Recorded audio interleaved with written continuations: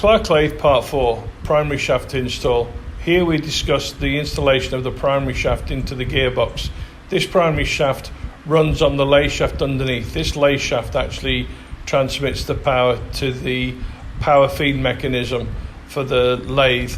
The feed for the primary shaft comes from the main drive, which actually transfers through to the chuck assembly on the front.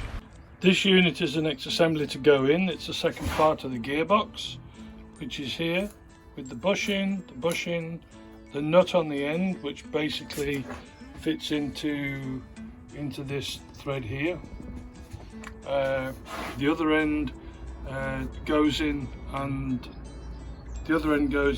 this shaft here is basically a compression. So if I hold this up, take this screw out of here,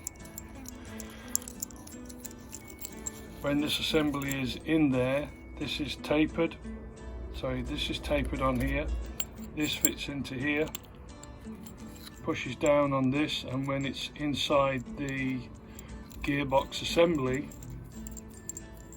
this nut is tightened, which basically locks this shaft into place inside here. This goes in through here. I just have to clean up this goes in here. I just have to clean up inside of this a little bit. I have a little bit of paint inside here, so I just clean this up, and then I can assemble this through into there. There's a bushing on this end, which is this one, which will go into here. This bushing here, which will go through there and fit in there. And then with the gear on and this tightened up to here, this shaft will sit, this gear will sit inside there in the gearbox. Then this will be the bottom half of the gearbox assembled, and then I have to put the a plug in here and a plug in here. One of them is a fill level, and one of them is a drain for the gearbox. So the oil level in the gearbox will be, where am I? Will be up to here. So we should know where we are in the gearbox there. Okay, the shaft is in. This gear, which sits here and runs on this gear here, I found that if you have this bushing too far by tightening the nut on the outside too much, the alignment of this gear and this gear goes off, and you'll find that the gear will bind on this side of the gearbox. So I'm just going to tap this gently in to position, and hopefully we can see. So now I've moved this gear slightly, but it's still in line. But if I knock it a little bit more, you'll see that it will go, it starts to go out of line this way.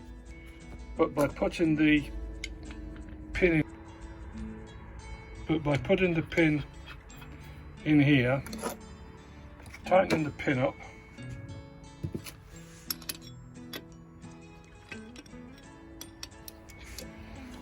you can push this gear back into place. Now that's in position there. I'm not sure about this here yet.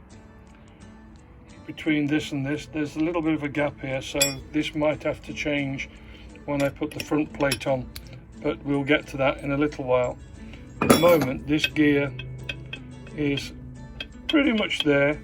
We're not catching on this side. We have movement there. We have free movement over here.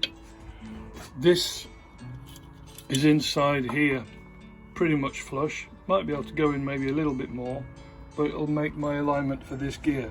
We might have to sacrifice the alignment on this gear here to allow this to go in, or I grind the screw on this side. But at the moment I'm going to tighten this up, and then we shall see how this all aligns, and then we move on to the third part, which should be the gear change mechanism in the... Unfortunately, I lost the footage of the gear change mechanism being installed. It was rather difficult to get in due to the fact that I installed it after the fact of installing the second shaft. This should have gone in before the second shaft and the lever go on. This caused me a little bit of grief, and it was very difficult to try and film it anyway, so the footage was not very good, in fact worse than what I do now. In the next video we'll go on to unpacking the main shaft and the discussion of the bearings and the installation of the unit.